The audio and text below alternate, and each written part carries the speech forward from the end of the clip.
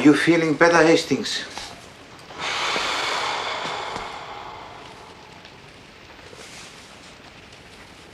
Yes. Yes, I am, as a matter of fact. Takes the pressure off the pancreas, you see. The pancreas is nothing. Of the digestive organs, the liver is the king. Look after the liver, and life will take care of itself. Get yours on, Mr. Poirot. Thank you, Miss Lemon. This is what you need, Hastings. No fear, I've tasted it. Mr. Poirot. Yes, Miss Lemon. There's a lady outside. A client? I don't know. When I say outside, I mean outside in the street. I've been watching her from my window. She keeps on backwards and forwards, then stops and looks up at the building. I'm sure she wants to come in. Go and intercept her, Miss Lemon. Inform her that Hercule Poirot is not devouring the strange ladies this season. Mr. Poirot.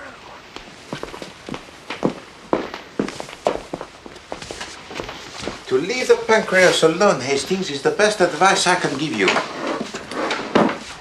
And look to your diet. What did you eat last night, huh? Do not tell me. You went to that Indian restaurant you keep on telling me about, n'est-ce pas? The Orient has much to teach us, Poirot. You have been warned, Hastings. Do you know what is the most heavily taxed import in Belgium? Rice. The government of my country is determined to stamp it out. I was brought up on rice. Rice pudding. And how are you feeling, Hastings? Well... Yes, Hastings, but we happen to be living in the cold country. The Indian philosopher Rabindranath Tagore specifically recommends rice as a cure for all known ills. She won't come in, Mr. Poirot. She denied wanting to see you at all at first. Then she said she'd meet you. Where?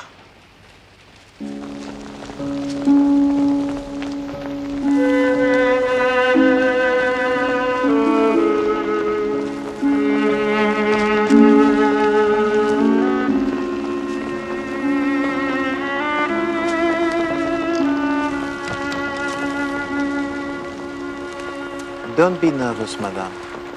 You are among friends. I may be wickedly wronging poor Edward, though.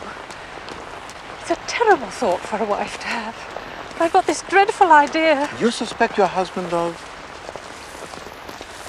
Oh, Monsieur Poirot, I'm dreadfully afraid I'm being poisoned.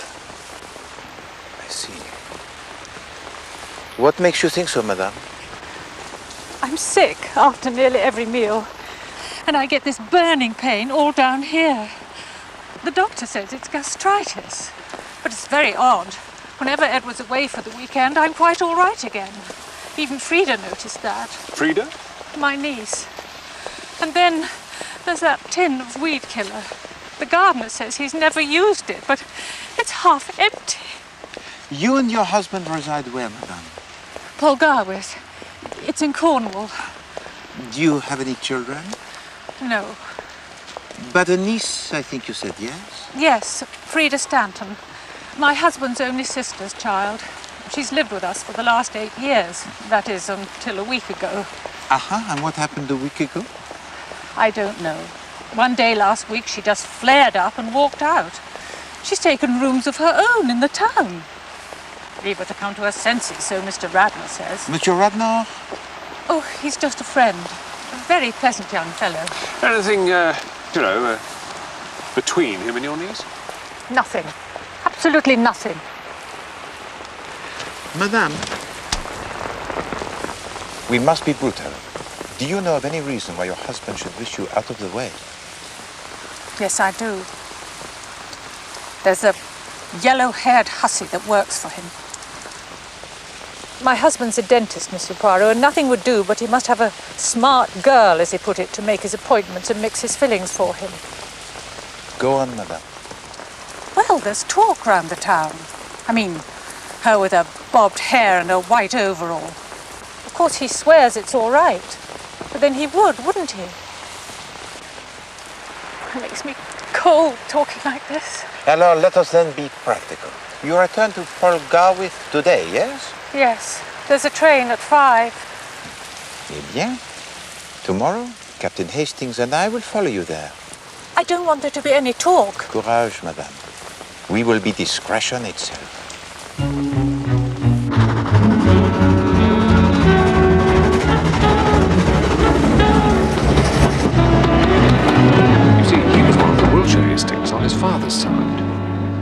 So it was Herbert who moved the family to Cornwall. Yes, Herbert was my father. Who was your mother then? Maud Hastings. At least she wasn't Hastings till she got married. She was Maud Willoughby. What are you doing, Hastings? Well, I'm trying to get these relationships sorted out. If I'm going to pretend I'm the son of Mrs. Pengelly's second cousin... What do you think of this case, Hastings? Nasty business, I'd say. Unless Mrs. Pengelly's making the whole thing up. Madame Pengelly did not strike me as being the hysterical woman, Hastings. No, if I mistake not, we have here a very poignant human drama.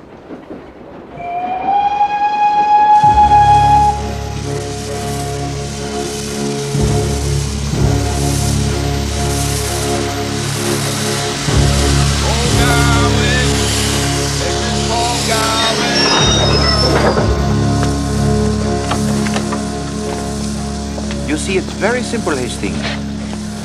Ordinarily, a woman will accuse anyone in the world except her husband. She will stick to her belief in him through thick and thin. Well, this other woman complicates matters.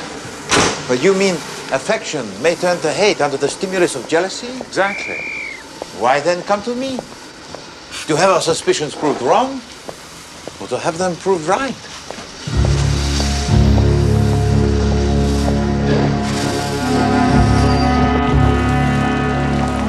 In a town like this, Hastings, woe betide any husband who buys a tin of wheat killer. Probably only one place to buy something like that. But then if his wife suffers from gastritis and is inclined to be imaginative, the fat is in the flames, I think.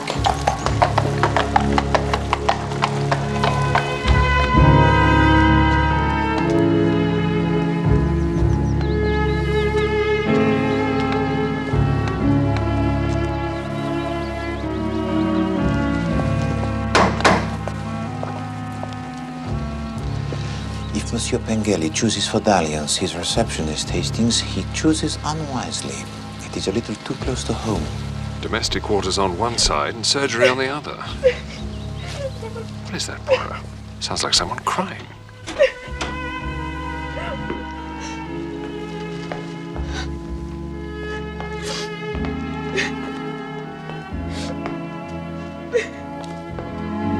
In here, Hastings.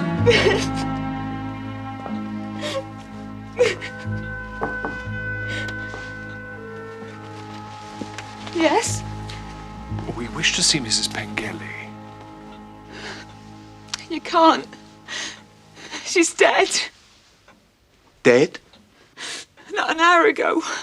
Upstairs, cold. Of what did she die? Are you foreign? Belgian. The whole world's gone mad today. What happened? It's not my place to say anything, and I'm not going to. But everybody knows. Indeed? Didn't I see the master with my own eyes, standing just near the shelf with a weed killer this very evening? And didn't he jump when he turned round and saw me a-watching of him? And the Mrs. Gruel there on the table, ready. Not a bite more food passes my lips while I'm in this house. Not if I dies for it. Jessie? Jessie? Oh, my God, it's him. You'll have to go. Jessie? Where does the doctor who attended your mistress live? Dr. Adams, at the other end of the high street. Who is it, Jessie? It's nobody, sir. It's just some men. I'm very sorry to hear of your tragic loss, Monsieur Pengelly. Thank you. We'll come back some other time. Yes. Thank you.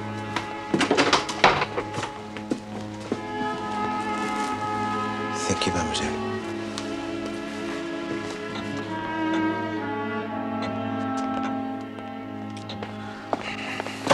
We should have come with her yesterday, Hastings. An imbecile, a criminal imbecile. That's what I have been.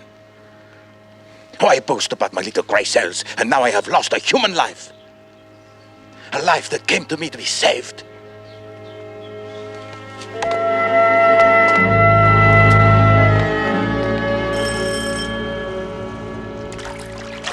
Damned nonsense. Damned nonsense, every word of it. Was I or was I not in attendance in this case? Indeed. Did I or did I not say the first day I went to see Mrs. Pengelly, gastritis? Yes? Did I ever waver from that diagnosis? No, I did not. But this is undoubtedly... This town is a hotbed of gossip. A lot of scandal-mongering old women get together and invent God knows what. But the fact remains... They read these scurrilous rags of newspapers and nothing will suit them better but that someone from their town should be poisoned too. But Madame Pengelly... Why should anyone want to poison her? Dr. Adams, will you please listen to me? Why? I'm telling you. It was yesterday that Madame Pengelly came to London in order to consult me. She believed she was being poisoned. Never. Ah, Hastings, do you hear that? Now I am a liar, huh? Dr. Adams, please, allow me. Madame Pengelly believed that her husband was the poisoner. Rubbish. I know Edward Pengelly. Wouldn't poison his grandmother's dog. But it is not the dog of Madame Pengelly's grandmother that is being poisoned!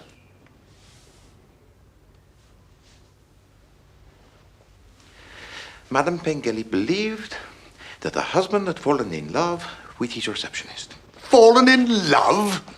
Yes. Edward Pengelly isn't the sort of man to fall in love. We played golf together.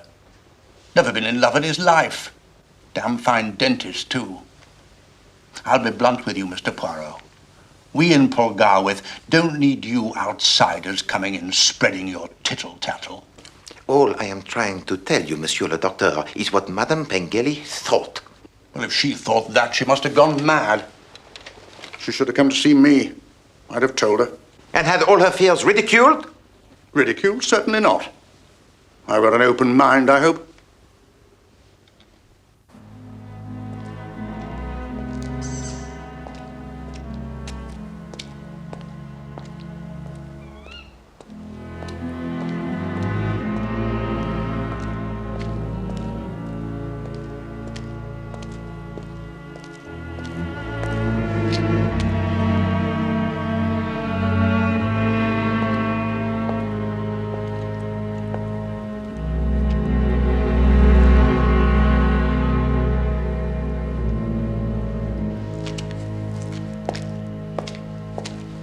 Fall in love? Edward Pengelly is not the sort of man to fall in love. He is as obstinate as a pig, that one. He says it is gastritis, therefore it is gastritis. Did I waver from that diagnosis? Never. A doctor who lacks doubt is not a doctor. He's an executioner. Poor Madame Pengelly, surrounded by such closed minds. We owe it to her, Hastings, to unmask her murderer.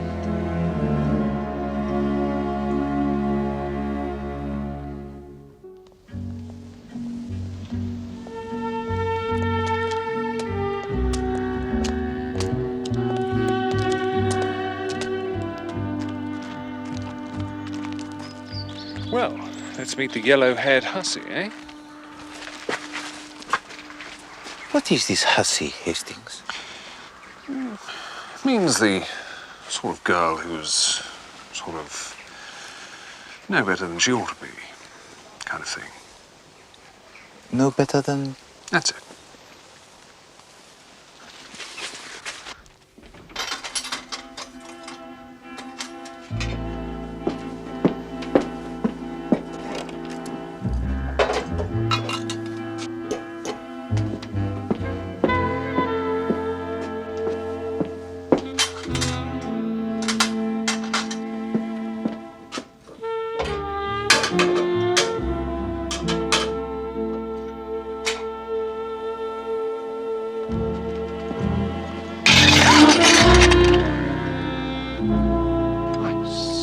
Oh, I'm sorry.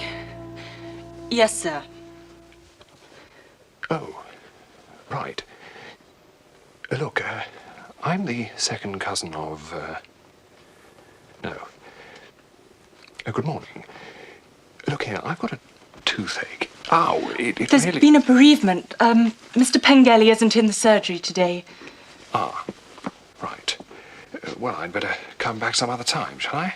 It is all right. I will look after him. Come along, Hastings. What? Oh, right.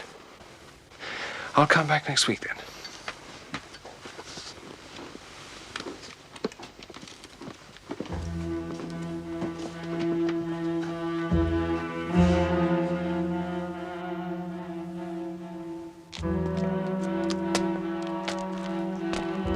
What a stunner, Poirot. You must not excite yourself, Hastings.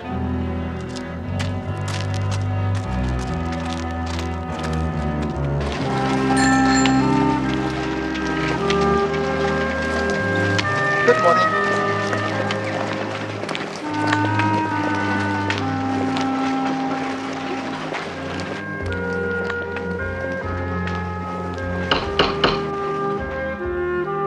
And what do you think of our little town? It is charming, madam. I hope you find us interesting enough. Indeed I do.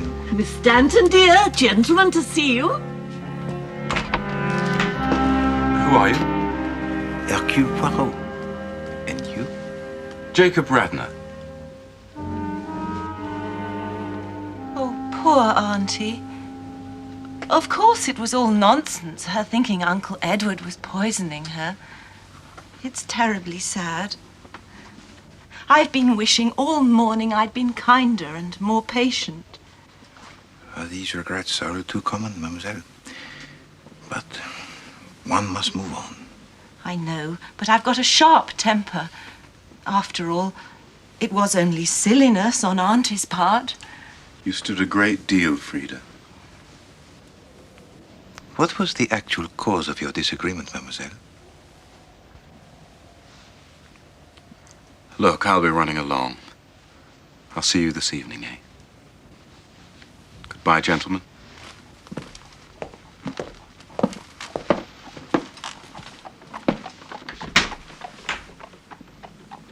Thank you. You are affianced to Monsieur Radnor. Is that not so? As a matter of fact, yes. Uh-huh. How did you know? Well, one does not have to be the greatest detective in the world to notice it. Oh, I see. That was the whole trouble, actually. With Auntie. She did not approve of the match for you. It wasn't that so much. But you see, Yes.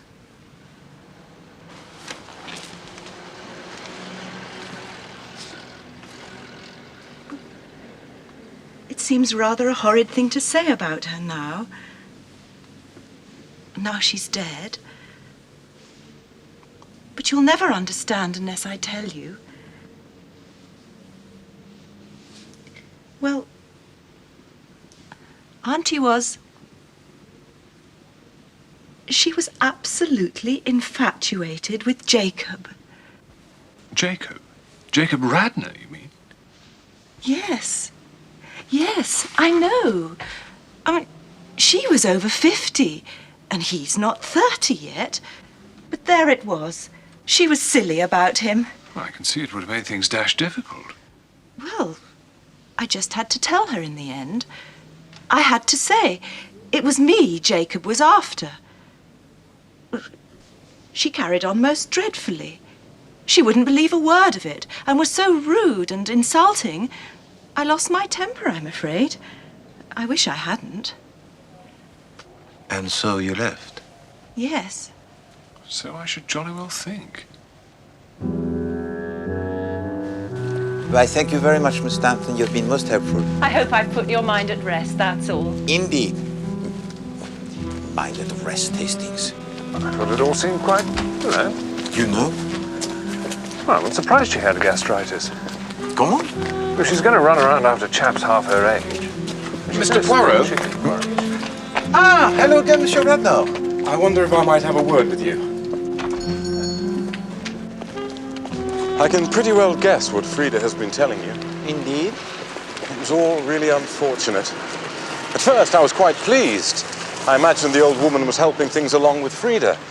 And then it turned out, well, the whole thing was absurd and extremely unpleasant. This is my little place. Oh, is this your shop? It's not bad, is it? After you, gentlemen. Thank you.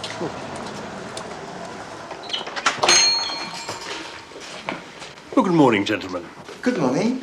Oh, good morning, Mr. Radner. It's all right, Mr. Newsom. These gentlemen are with me. You can go and have your dinner if you like. Thank you, sir. Well, this is most impressive, Monsieur Radnor. We're trying to liven Paul Garwith up a bit. New fashions, better quality. When are you and Mademoiselle Stanton going to get married? Soon, I hope. Look, Mr. Poirot, can I speak freely? Of course. I'm going to be candid with you. Excellent. I know a bit more than Frida does, you see. Indeed. She believes her uncle to be innocent. And you don't? I'm not so sure as all that. I can tell you one thing, though. I'm going to keep my mouth shut about what I do know. Let sleeping dogs lie. I don't want my wife's uncle tried and hanged for murder. Why do you tell me this, monsieur? Because I've heard of you. And I know you're a clever man. It's quite possible you might ferret out a case against him. But I put it to you. What good is that? The poor woman is past help, isn't she? And she'd be the last person to want a scandal. You are probably right. So you want me to hush it up? Well, I admit I'm being selfish about it. I'm building up a good little business here. You don't know what these small towns are like. Most of us are selfish, Monsieur Radnor. Not all of us admit it so freely. Yes, I will do what you ask, but I tell you frankly, you will not succeed in hushing it up. Why not? Vox populi, Monsieur Radnor, that is why. The voice of the people.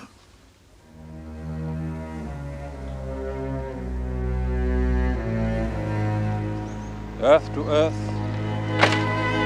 ashes to ashes, dust to dust, in sure and certain hope of the resurrection to eternal life through our Lord Jesus Christ, who shall change our vile body, that it may be like unto his glorious body, according to the mighty working. I suppose we can accept this rather extraordinary story about Radnor and Mrs. Pengelly. But yes.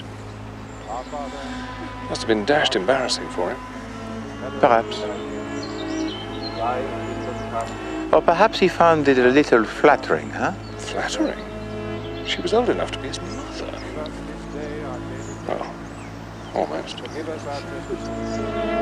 And we forgive them that trespass against us. And lead us not into temptation. Deliver us from evil.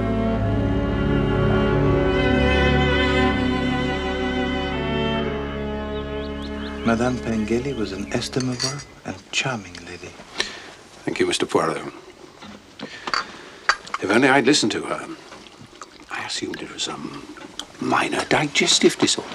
Terrible business. Sandwich, Captain Hastings? Cure. Terrible business. Gastritis. Gastritis, pure and simple. If you don't mind, Mr. Pengelly, I'd like to read the will. I have to get back to the office before midday. Yes, yes, by all means. There are no secrets.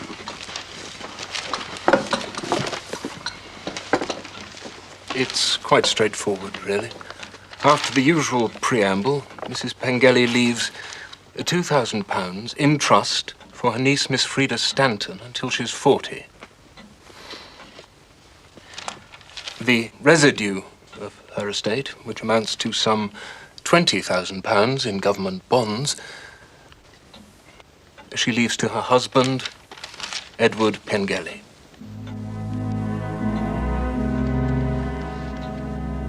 That's all.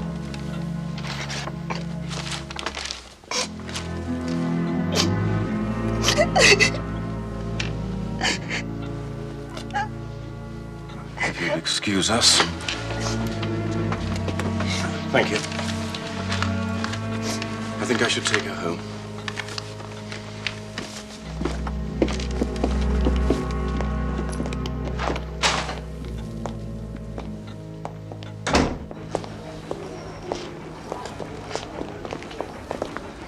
It is all very interesting, is it not, Hastings? Interesting. Seems to be rather sordid and unpleasant. Hardly seems any mystery about it. I agree. There is no mystery whatever. Pengelly had 3 motives for murder. Money. He was in love with his assistant. Mrs. Pengelly was apparently in love with Radner. Though I must say I find that pretty hard to believe. Ah, Hastings, you admire the femme. You prostrate yourself before all who are good-looking. Look how you are struck all of a pile by that yellow-haired hussy. Quite untrue. But psychologically, you know nothing whatever about them. Oh, well, there you are. You see, that just shows. Women are always saying I understand them rather too well. Really, Hastings? I should like to hear them say so myself. No, mon ami. You listen to Poirot, and you shall learn.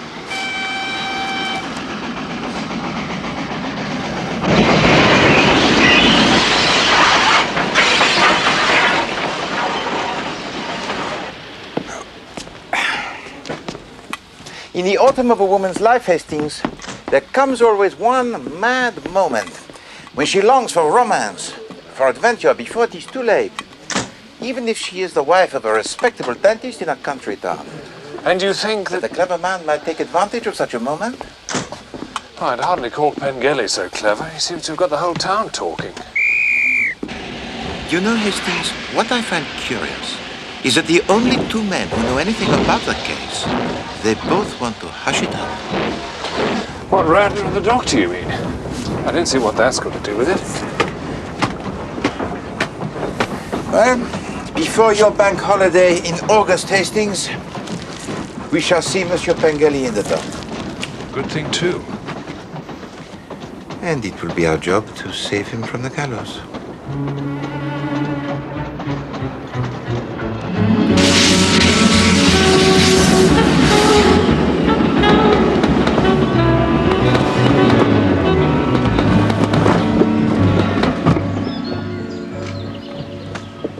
Let's pick them up.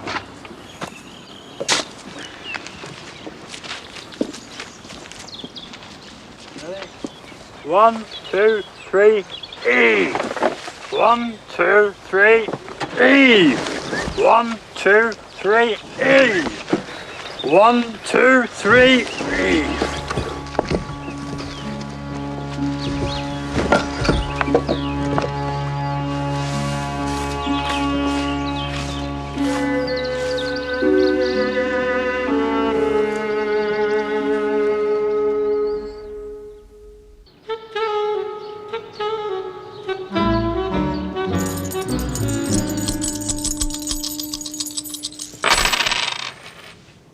Heads and a tail. 2 yins and a yang. Right. It's number 15. I don't understand this. You sure you were thinking about Poirot? His hexagrams come out as chien. What's that mean? Modesty. Superior man carries things through without vanity. Doesn't sound like Mr. Poirot. What are you doing, Hastings? Nothing. The I Ching, actually. The I? I Ching. It's an ancient Chinese oracle. We were foretelling your future. Most amusing. Your hexagram comes out as modesty. Oh? That is most apt. Well, well. Yes, but it's the lines that are important. You see, your second line says, 10 pairs of tortoises cannot oppose him. The man in the scarlet knee bands is coming. Tortoises? Knee bands? Well, you see, the tortoise was considered a magical animal. It means you're going to be so successful that not even magic can stop you. Hastings, I have had enough of this nonsense. I can foretell the future better than any Chinese oracle, as you will see if you look in this newspaper. Herr Hitler's speech, full text? Further down the page. A Cornish Mystery. Mrs. Pengelly exhumed. How long did I say, Hastings? Say? I said, did I not, that we should see Monsieur Pengelly in the dock.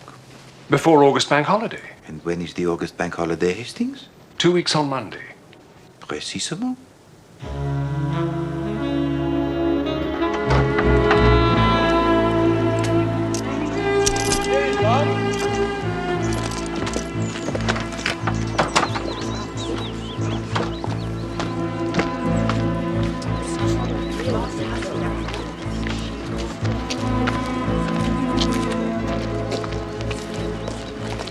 He's done nothing. Now. Oh, you're wrong. People tell lies. They tell terrible lies. He's innocent, I tell you. He's innocent.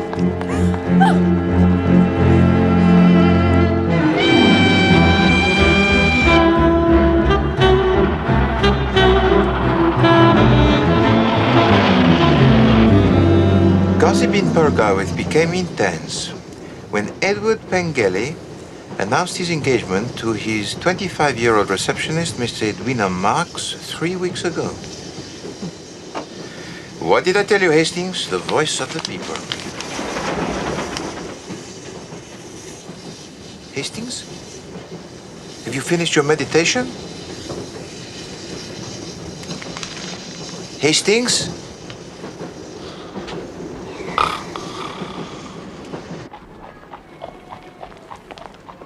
And what was the reason for your visit?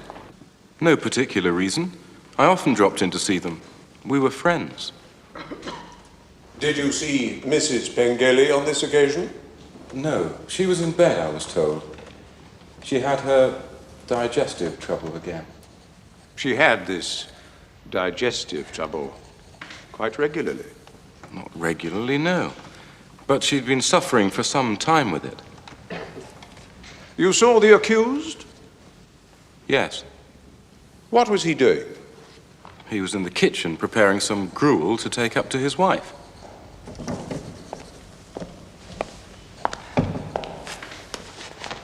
Now, what I want you to tell the court is exactly what met your eyes when you went through that door into the kitchen. Well, I saw Mr. Pengelly. He had his back to me. He was putting a tin up on a shelf. There was a tray with a bowl of gruel on it on the kitchen table. One moment, Mr. Radnor. This tin that Mr. Pengelly was replacing, can you tell us what was in it? No. Can you describe it to us? It was a bit bigger than a cocoa tin. It was yellow with black printing on it, or perhaps dark blue. Could we see Exhibit D, please?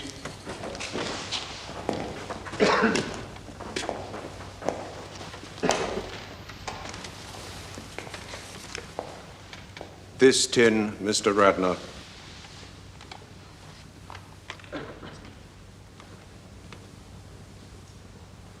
Yes.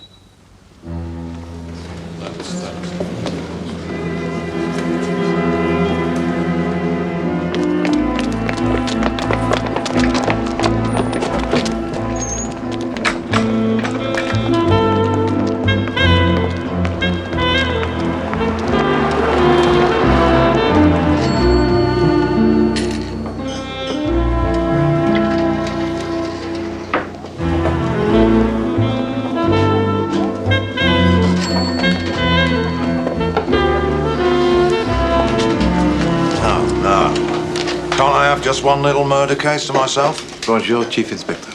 We were on this case long before you were. Good hand. I am glad. Madame Pengelly came to me because she thought she was being poisoned. She was right. Poirot said Pengelly would be in the dock before August Bank holiday. So what are you here for? To rescue him.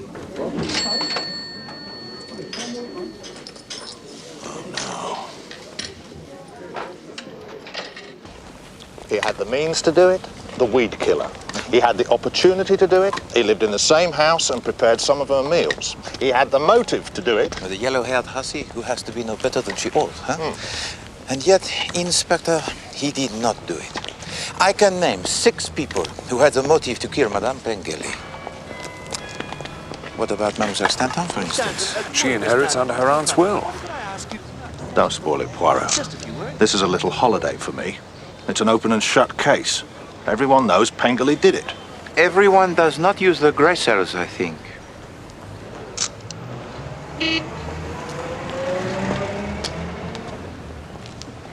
Do you think I should talk to the niece again?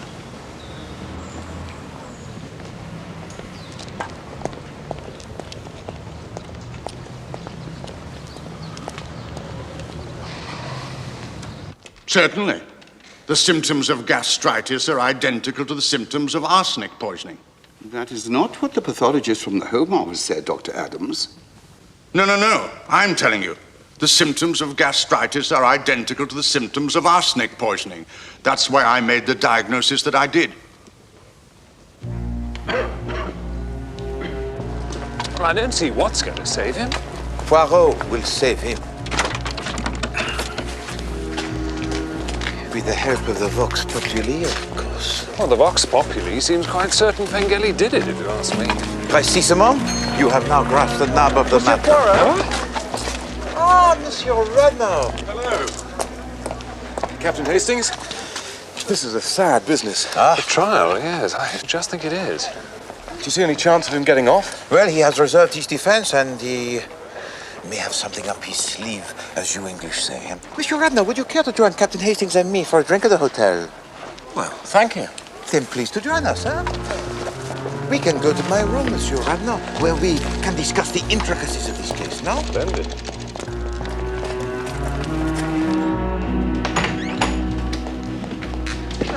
Please, sit down, Monsieur Radnor. Thank you. Hastings, be so kind as to offer our friends something to drink. Sherry? Please. Business is good, Mr. Radnor. Excellent, thank you, yes. I've taken over the shop next door to add to mine. Eh bien, it is Jacob, n'est-ce pas? I'm sorry? Jacob Radnor? Yes. Jacob Radnor.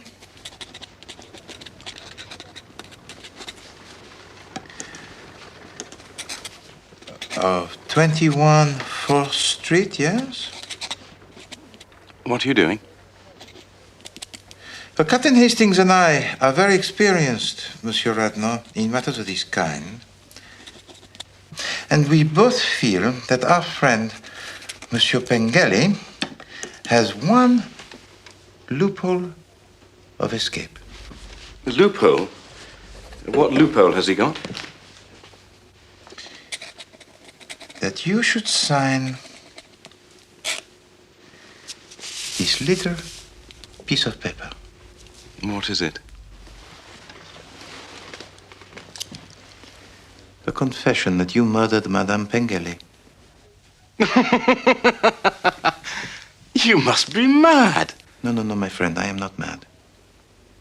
Madame Pengelly was a lady very well to do. But the small allowance she made to her niece was not sufficient for your ambitious schemes. No. You must get rid of both her and her husband. And then all the money would go to Mademoiselle Stanton, no? You yourself decide to murder Madame Pengelly and let her husband hang for the crime. I'm not going to stay here and Hastings. listen to this.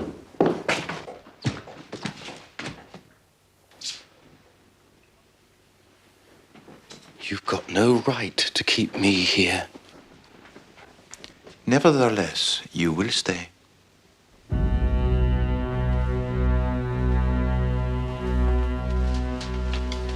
You set about your task very cleverly, Monsieur Radnor. You made love to that plain, middle-aged woman. You implanted into her mind doubts about the fidelity of her husband.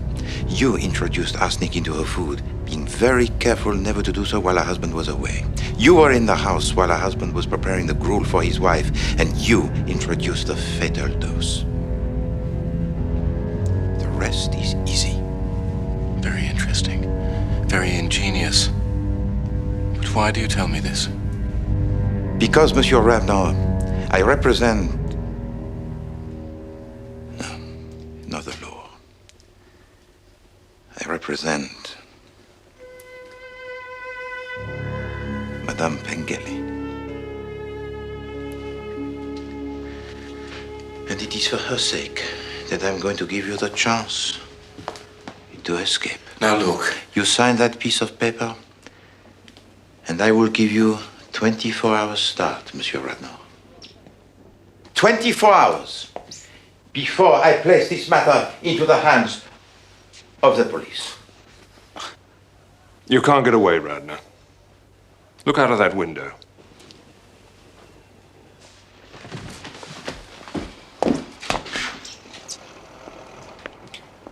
Those two men have orders not to lose sight of you. Damn you! You've only got one chance, Radnor. What guarantee have I got? None. But you will surely hang if you do not sign.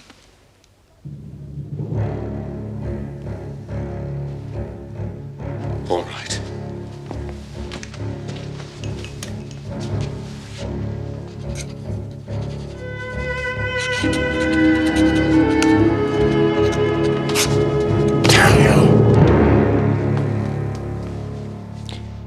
Shall I give them the signal, Poirot, to let him pass? Certainement.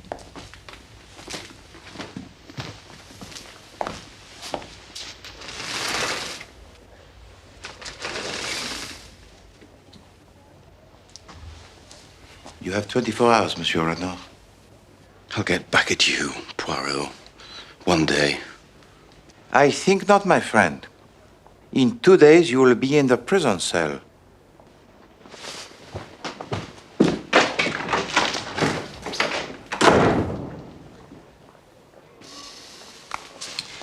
I'm not sure we should have let him go, you know, Poirot. You're letting a dangerous criminal escape out of sheer sentiment. No, Hastings. That was not sentiment. That was realism. We have no shadow of proof against him. The only chance was to frighten him into confession.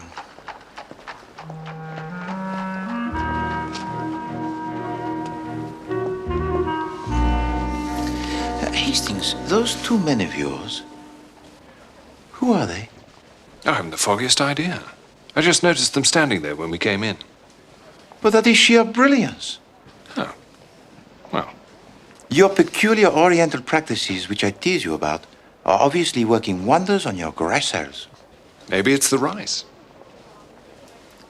I hope not, Hastings.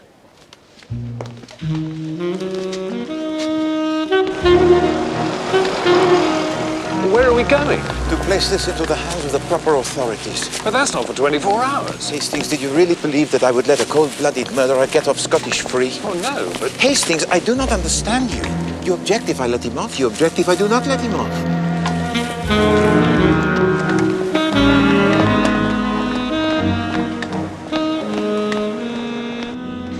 That very day I see it, sir. I see his hand hovering over the Mrs. Gruel, sir. Whose hand?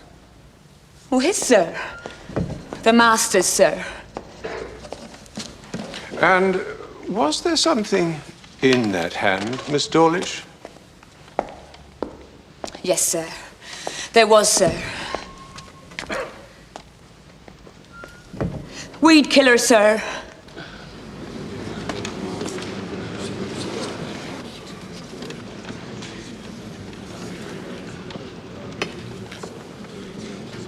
When you say weed killer, Miss Dawlish... This is most extraordinary.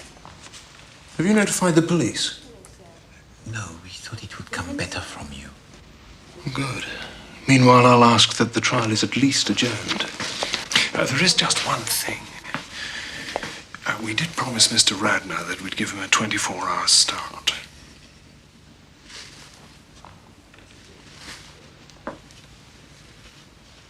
My lord, I put it to the court that not only can Mrs. Pengelly have absolute but I can now...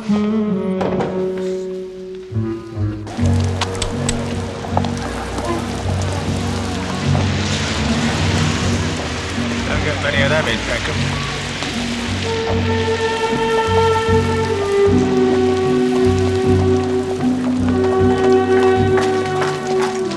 If Edward Pengelly had really murdered his wife, Hastings, guilt would have made him sensitive to what people would say if he announced his engagement to Mademoiselle Marx. No, Hastings. The guilty person would have waited and quietly slipped out of Cornwall forever before doing such a thing.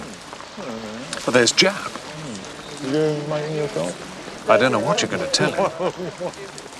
Nothing at all, Hastings. I hate to be the bearer of bad news. He will learn soon enough that his open and shut case has the broken hinges. Hey, Poirot, come and try one of these. My dear Jab. Poirot, Hastings. Showing off Miss Lees when I get back to London. You still poking about in my murder? Ah, no, Chief Inspector. Captain Hastings and I are retiring from the field. Oh? Why? Well, sometimes it is braver to admit defeat than to battle on with no hope of success against the superior forces. Oh, yes. So Pengel is going to swing in spite of all your efforts.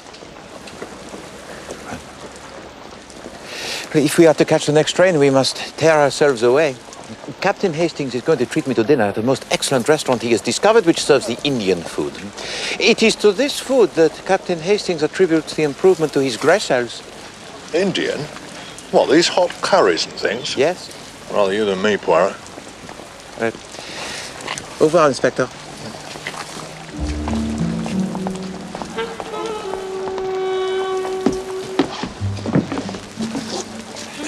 Make haste, my friend.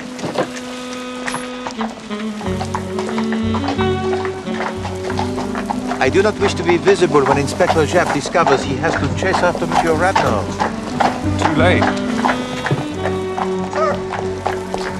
Sir, the inspector says, can you come, please, sir? The trial's been adjourned. Adjourned? What for? Mr. Radnor's confessed, sir. Confessed? To the murder. He confessed to that French gent. In writing. Poirot!